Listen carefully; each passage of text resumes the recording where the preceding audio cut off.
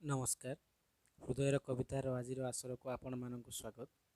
ଆଜିର କବିତାର ଶୀର୍ଷକ ନୀରବ ପ୍ରେମ। ଆମ ପ୍ରେମ ଥିଲା ଏତେ ଯେ ନୀରବ, କହିଲେନି ମୁହଁ ଖୋଲି। ହୃଦୟର କଥା ହୃଦୟରେ ରହିଲା, ଆଖିରେ ଯେ କଥା ଖାଲି। କେହି ବି କାହାକୁ କହିପାରିଲେନି ମନର ଅକୁହା କଥା।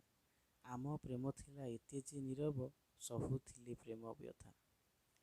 ଭଲ ପାଇବାର ଆରମ୍ଭ ଆମର ପ୍ରଥମ ଦେଖାରୁ ହେଲା। ଆଖିରେ ଆଖିରେ କଥା ଆମ ହୋଇ ମନେ ପ୍ରେମ ଭରିଗଲା। ନା କେବେ ମୁଁ କହିଛି ମୋ ମନର କଥା, ନା ଶୁଣିଛି ତୁମରି କଥା। କେମିତି ଆମର ହୃଦୟ ଯେ ବନ୍ଧା, ଦୂରରୁ ଯେ ଖାଲି ଦେଖା। କେମିତି ଆମର ସମ୍ପର୍କ ଯେ ବନ୍ଧା, ବୁଝି ଜମା ପାରୁନାହିଁ। ନୀରବ ହୋଇବି ପ୍ରେମ ଯେ ଆମର, ମନ ବୁଝିପାରୁ ତୁହି।